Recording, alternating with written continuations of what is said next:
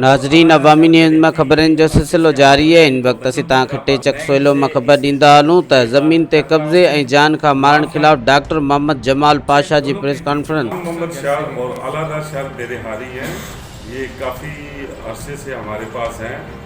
हमने इनको बच्चों की तरह पाला है और मैं इनसे इस चैनल के प्रोसेस से ये बात कर रहा हूँ और डिस्ट्रिक्ट नवाब शाह की आला इंतज़ामिया से ये रिक्वेस्ट कर रहा हूँ, इनको कहें कि ये ज़मीन खाली कर दे और किसी और जगह जाके बैठे।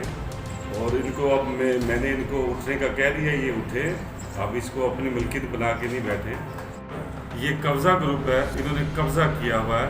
कोर्ट से मैं केस जीत चुका हूँ, सिविल कोर्ट से दोनों केस जीत चुका हूँ, लोअर सिविल और एडिशनल जज से भी जीत चुका हूँ। और अब ये कहते हैं हमें उठा के बताओ, धोस और धमकियाँ देते हैं, मारने की धमकियाँ देते हैं, कत्ल करने की धमकियाँ देते हैं। अलादार शाह और खान मोहम्मद शाह के कब्जे में है और ये असले के साथ उधर बैठे हुए हैं।